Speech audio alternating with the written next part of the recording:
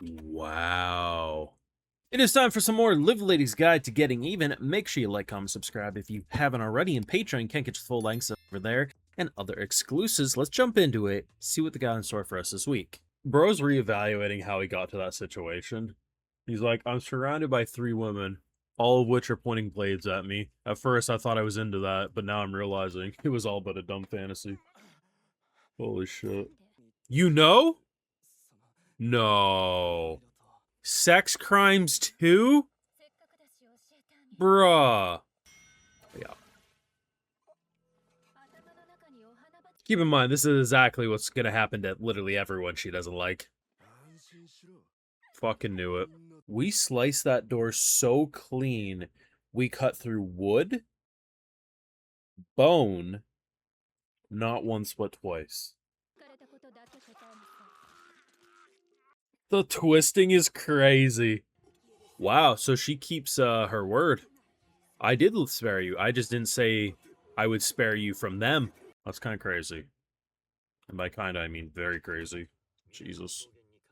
Honestly, her and Tanya would get along really great. Tanya would teach her about, you know, making sure you remove symbols on churches so it's no longer a church. She'd teach her the brilliance of beheading. They just get along great. What about the villagers? I guess no villagers are getting hit, to be fair, but what the fuck? Man, she loves ice spells, huh? Though, to be fair, seemingly very effective. Now do a spinning blade. No, not Beelzebub, too. Jesus Christ. I thought it was bad enough when she was talking about Fenrir. I genuinely believe they're going to have to update it before the end of this series. Maybe not by the end of this season, but maybe season 2. And I can already hear the deflection. She did all of this to bad scumbags, and it's true. But I keep pointing out the fact that in, I believe it was the 2nd episode when she escaped her jail cell, and she looked at the crowd of innocent people shit-talking her. How could she be such a bitch to us? We never should have trusted her. She basically said, I'm gonna burn this kingdom down. And if you don't think it's gonna be more than just sexual gremlins that think they're soldiers but are nothing more than weasels, you're kidding yourselves. This is a taste of things to come, and it's kind of brilliant. Because so far, her murder and death has been on scumbags. Like, people that we can all agree probably deserved it. Bandits jumping us, that's fine. Oh, people just following orders but then are sexually assaulting the women and children, which is very clearly confirmed in this episode. This guy, he had me second guessing it, I'll be honest. The way he was talking about how they killed the men and the women and the children were... The way he caught himself, I was like, that sounded a little sus. And then, like, moments later, you see one of the scumbags holding the granddaughter by a face, and I was like, yep, I could tell what they were doing. I'm not saying this guy or any of them didn't deserve the massacre that she did, but I'm starting to realize. And yes, I don't necessarily think she's going to go into town square of her old city and, you know, do this to just the general people. But I absolutely think she would be willing to do it to anyone from her kingdom if given the opportunity. The fact that she's looking at these people as committing war crimes and saying, you know what, you're going to pay for this. I think she's going to be very similar to Tanya. I think the way she'll get her revenge is she will find the loopholes.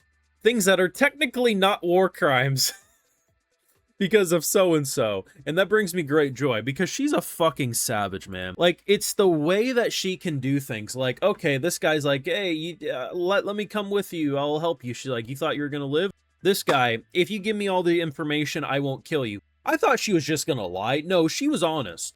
After twisting a knife in this man's hand, she's like, it's true. I will not hurt. I made a promise. I'm going to keep that promise. However, I did not promise that the women that you violated in this village, that you did horrible things to their men, I never promised you safe passage from them. To see that, like, that has to be one of the best scenes of the season. Seeing these women get their justice. It's not going to heal them. It's not going to make them necessarily feel better, but it gets out so much pain that a singular night caused them. It's interesting too because this entire scene, it represents exactly what goes on in our own world even today, but especially in these time periods. You had orders, and when you get orders from a prince, if you were to say no, like, you would die most likely. or they would make your life a living hell. To be fair, you died either way, but hindsight 2020. So when you have these powerful people, whether that's a priest, whether that's a king, saying you're not making a sin, these are, how many times in our own world does genocide or big wars get justified because the other side's bad? They're less than human. Bro probably truly thought he was doing nothing wrong, and he had the power of God and the king behind him. That's where it ended up, and I'm very happy it did. I'm very excited for the chaos she's going to inflict on the world. I do still fear how far it will go, and I'm really hoping that we don't see fates worse than death, because economically ruining a kingdom and letting people starve because they turn their back on you is 100% on the table. I would be shocked otherwise.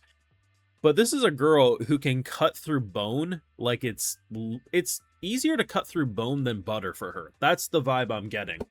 She's powerful with a grimoire with a insane amount of spells, but she's also killer with a blade.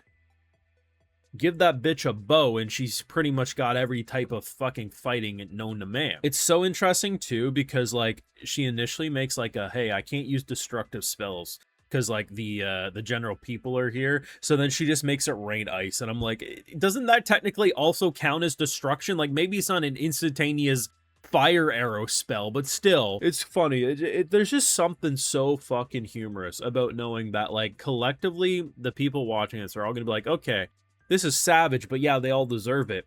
But I feel like I'm one of the few fucking anime onlys who listened to what she said at the beginning of the show, and I'm like, oh god, that kingdom. I truly believe in my heart, she wants revenge so hard, she will fucking save her previous kingdom just so she can make it suffer because the prince is fucking up her plan of revenge. It's crazy, man. Though I will say, I like the fact that it wasn't just her with this like kind of big dick play. Seeing someone like summon a fire blade that not only could do fiery destruction, but also heal any injury. So, oh, I got shot in the fucking chest, immediate heal. It almost kind of reminded me of like a phoenix. It was really cool, and I like the fact of like the combo of fire and ice. I thought was really, really nice. But, obviously, Bozo was able to teleport away, so that's unfortunate. But hey, at least we had the main mission done. The second half of this season is going to go hard, and hopefully they do deliver us season 2, because the second half is going to be even more destructive and I think cunning and scheming. But I just see the potential of where a second season can go and how wars are going to quickly escalate, different people, how they're going to get involved, and all the bullshit at hand. I think this was a really, really good episode. Fantastic. And to be honest, it's quite interesting how some of the most like brutal moments of the episode weren't even seeing people cleaved in two, but more so there's this one shot where there's just a dead body and it's so detailed and it's so stiff and there's just 3 arrows in them.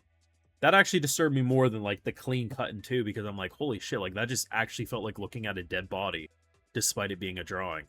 Crazy stuff, but let me know your thoughts and feelings. How far do you think she goes by the end? Let me know. Like, comment, subscribe, Patreon, of course, full live reactions over there. And hey, if you're already over on my Patreon, I'll also give you a video shout out because my patrons are what fund this YouTube channel. So today we got Furious the Hip Hop, Win Kaya, Gonzago, SLF Needs More Love, Yoon, SK41101, Marcus Nielsen, Get Zerged, John Matrix. So I appreciate the support, everyone. Please take care and have a good one.